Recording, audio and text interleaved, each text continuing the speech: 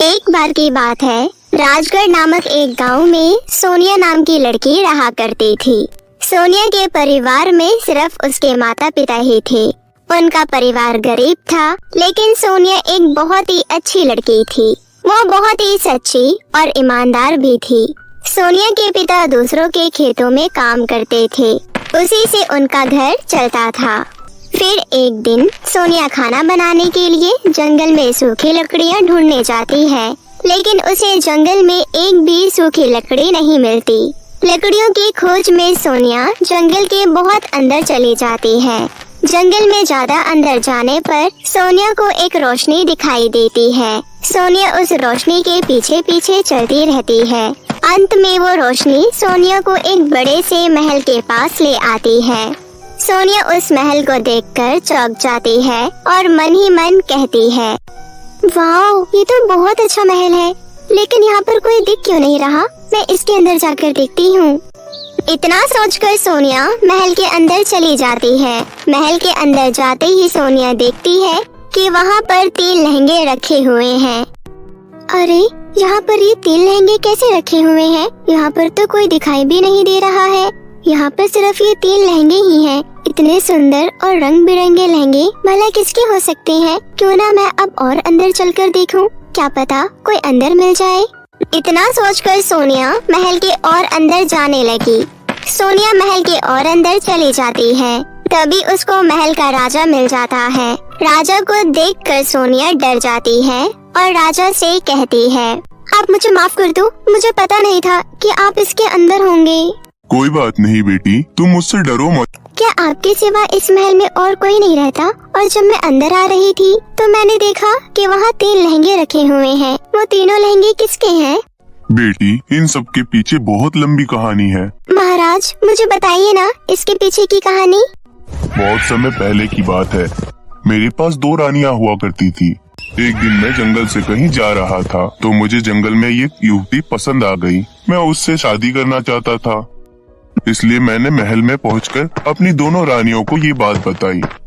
सुनो मेरी दोनों रानियों, मुझे ये युवती पसंद आ गई है और मैं उससे शादी करना चाहता हूँ। आप दोनों शादी की तैयारियाँ कीजिए। ठीक है महाराज।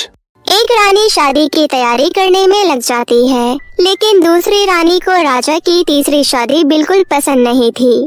नहीं, ऐसा कभी नहीं हो सकता। अब मैं महाराज को और शादी नहीं करने दूंगी। मुझे महाराज को शादी करने से रोकना होगा। थोड़ी देर सोचने के बाद दूसरी रानी के दिमाग में एक तरकीब आती है। वो तुरंत ही जादूगरनी के पास जाती है और कहती है, सुनो जादूगरनी, मुझे तुम्हारी मदद चाहिए। उसके बदले में तुम मुझसे जो भी मांगोगी मैं तुम्हें दूंगी।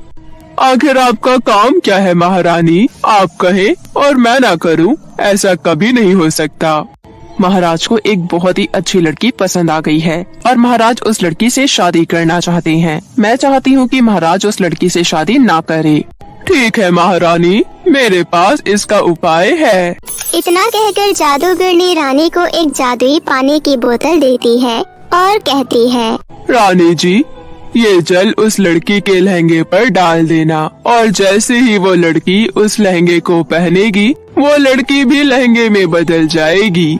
ठीक है जादूगरनी, अब मैं चलती हूँ और जब मेरा काम हो जाएगा तो मैं तुम्हें बहुत सारे सोना चांदी दे दूंगी। इतना बोलकर रानी वहाँ से चली आती है। राजमहल में पहुँचते ही रानी उस लड़की के लहंगे पर वो पानी डाल देती है। फिर जैसे ही वो लड़की उस लहंगे को पहनती है तो वो तुरंत ही लहंगे में बदल जाती है।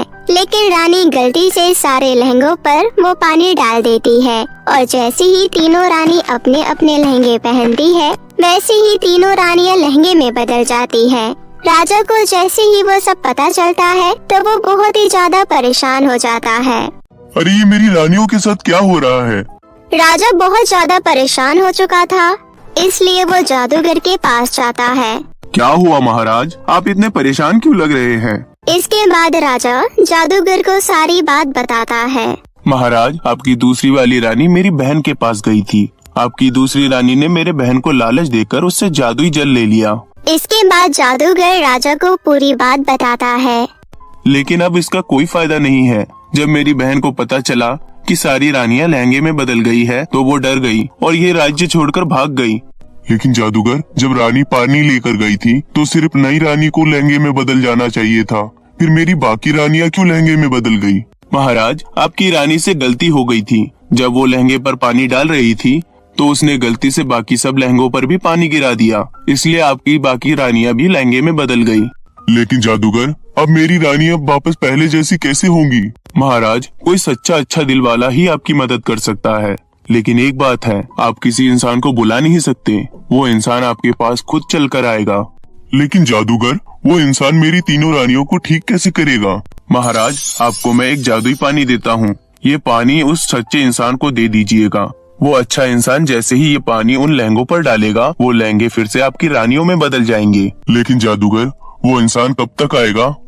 महाराज, जिस दिन आप पर ग्रहों की कृपा होगी उसी दिन आपका शुभ दिन आ जाएगा और वो इंसान खुद ब खुद आपके पास चलकर आएगा।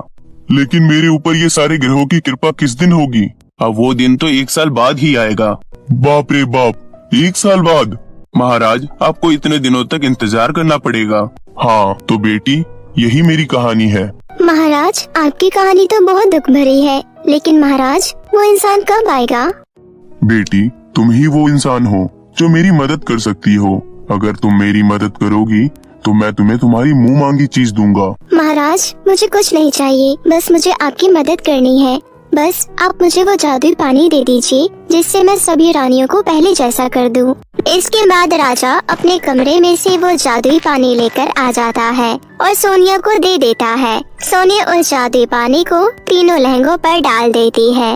लहंगों पर पानी गिरते ही तीनों रानियां वापस पहले जैसी हो जाती है। बेटी, तुम्हारा बहुत बहुत शुक्रिया, तुम्हारी वजह से मेरी आज सभी रानियां वापस आ गई। महाराज, अब मुझे अपने घर जाना है, अब मैं अपने घर कैसे जाऊं? बेटी, इसके लिए तुम्हें एक मंत्र पढ़ना होगा। इसके बाद राजा सोनिया को एक मंत्र बताता है। राजा सोनिया को एक सोने चांदी से भरा बक्सा देता है। सोनिया उस सोने से भरे बक्से को देखकर बहुत खुश होती है और जादुई मंत्र को पढ़कर अपने घर पहुंच जाती है। और घर पहुंचने के बाद सोनिया अपनी माँ को सारी बात बताती है। वो सब सुनकर उसकी माँ बहुत खुश होती है। राजा के दिए हुए सोने और चांदी की मदद से सोनिया के पिता एक बहुत बड़ा घर खरीदते हैं और फिर सोनिया का पूरा परिवार हंसी खुशी रहने लगता है।